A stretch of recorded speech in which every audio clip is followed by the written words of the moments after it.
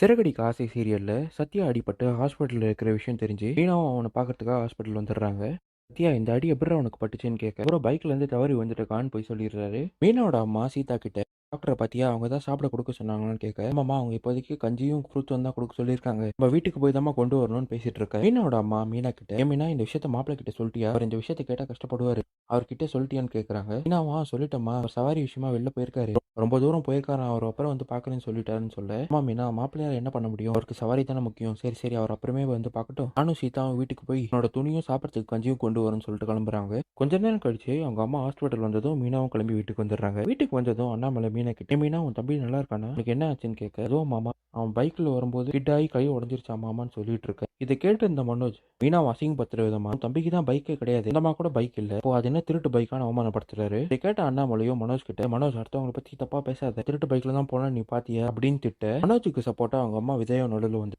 ஏங்க மனோஜ் இப்போ என்ன தப்பா கேட்டுட்டான், என்னோட தம்பி திருடன் தானே, ஏற்கனவே முத்தோட பைக் அவன் தானே திருடினா, அதனால தான் இவன் இந்த வீட்டுக்கே வந்தான்னு சொல்லி மீனாவை அவமானப்படுத்த பாக்குறாங்க. இதை கேட்ட இந்த ஸ்ருதியும் மீனாவை பார்த்து ஏன் மீனா உங்க தம்பி என்ன பைக் தீஃபான்னு அவங்களும் கேட்க அண்ணாமலை எல்லாரையும் பார்த்தா கொஞ்சம் அமைதியா இருங்க, அவளே பாவம் தம்பி ஹாஸ்பிட்டல் இருக்கான்னு கஷ்டப்பட்டுட்டு இருக்கு, சும்மா தேவையில்லாத பேசிட்டு இருக்காதீங்கன்னு சொல்றாரு. சவாரி முடிச்சுட்டு முத்து வீட்டுக்கு வந்ததும் மீனா முத்து கிட்ட எங்க நீங்க தான் வந்துட்டீங்களே, அப்படியே ஹாஸ்பிட்டலுக்கும் வந்திருக்கலாம் இல்லைங்க, அம்மா நீங்க வருவீங்கன்னு எதிர்பார்த்துட்டு இருந்தாங்க, எங்க நீங்க வரலன்னு கேட்க முத்துவும் கோவப்பட்டு அவன் தேவையில்லாத வேலைலாம் பண்ணிட்டு கீழே வந்துட்டு வருவான், நான் வந்து அவனை வந்து பார்க்கணுமான்னு மீனா கிட்ட கோவமா பேசுறாரு. காலேஜ் போற பையன் காலேஜ் போறானா இல்லையான்னு தான் பார்க்கணும், அப்படியே விட்டுட்டா இப்படி தான் ஆகும்னு அப்படின்னு சொல்ல மீனாவும் அவன் இப்போ ஒழுங்கா தாங்க இருக்கான், முன்னாடி மாதிரிலாம் அவன் இல்லைன்னு சொல்ல அவன் கிழிச்சான் அப்படின்னு மீனா கிட்ட கோவப்படுறாரு. உங்க ரெண்டு பேரும் சத்தமா பேசியிருந்ததை கேட்ட ரோகிணி விஜயா கிட்ட ஏன் ஆண்டி ரெண்டு பேருக்கும் ஏதோ சண்டை போல அப்படின்னு சொல்ல இதை கேட்ட விஜயாவும் ஆமா ஆமா ஏதோ பெருசா சண்டை நடந்திருக்கு, இதை நான் பார்க்கறதுக்காக தானே ரொம்ப நேரமா காத்துட்டு இருந்தேன், உங்க ரெண்டு பேரும் சண்டை போடுறத பார்த்தா ரொம்ப ஜாலியா இருக்கு, பழையபடி வந்துட்டான் போலன்னு சொல்லி பேசிட்டு இருக்காங்க. அண்ணாமலையும் முத்துக்கிட்ட நீ பேசினா ரொம்ப தப்புடா, என்ன இருந்தாலும் அவனோட மச்சான் உங்க குடும்பத்துல வேற யாரும் கிடையாது, நீ தான் அவங்கள பாத்துக்கணும், நாளைக்கு காலையில முதல் வேலையா பையன் ஹாஸ்பிட்டல்ல போய் பார்த்துட்டு அப்புறம் சவாரிக்கு போன்னு சொல்ல சரிப்பா நீ சொல்லிட்டே நான் போறேங்கிறாரு.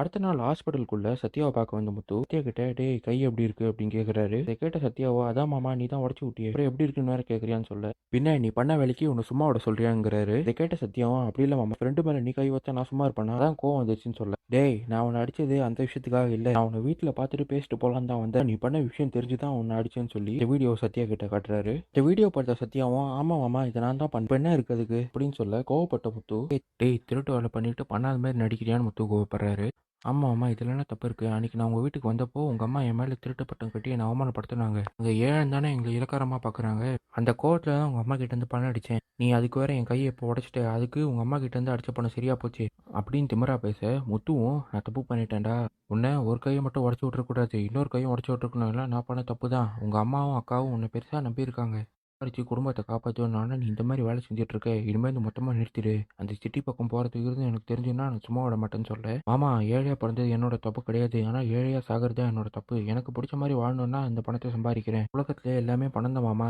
ஏன் உன் வீட்டில் கூட பாரு பணக்கார மருமகன் தானே உங்கள் அம்மா அவங்கள தூக்கி வச்சு கொண்டாடுறாங்க, ஆனால் எங்கள் அக்கா ஏழமாக தானே பார்க்குறாங்க, உங்ககிட்ட பணம் இல்லைன்னு தானே அவங்கள அப்படி பேசுகிறாங்க, உங்கள் வீட்லேயும் உனக்கு மரியாதை இருக்கா, சாதாரண டிரைவர் தானே நீ, ஒரு நாளைக்கு வண்டி ஓட்டி 50 100 தானே பழிக்கிற, நீயே எங்கள் அக்காவுக்கு இப்போ தான் நகையை வாங்கி கொடுத்த, இன்னும் நீ எங்களுக்கு அக்காவுக்கு தேவையானதெல்லாம் வாங்கி கொடுக்க 20 வருஷம் ஆகிடும்னு சொல்ல முத்துவும் ஆமாண்டா எனக்கு 20 வருஷம் ஆனால் கூட நான் நேர்மையை சம்பாதிச்சு வாங்கி கொடுப்பேன், உன்ன மாதிரி திருட்டுத்தனமாலாம் பண்ண மாட்டேன்னு சொல்கிறாரு. முத்து சொன்னதை கேட்ட சத்யாவும் இங்கே பாரு மாமா நீ ஏதோ அக்கா வீட்டுக்காரன் தான் உங்ககிட்ட மரியாதையாக பேசியிருந்தேன், இனிமேல் உனக்கு மரியாதைலாம் கிடையாது, யோ போயா அட்வைஸ் பண்ணுற வேலை நீ வச்சுக்காதான் அவமானப்படுத்துறாரு. இதுதான் இன்னைக்கு எபிசோட்லாம் நடந்தது.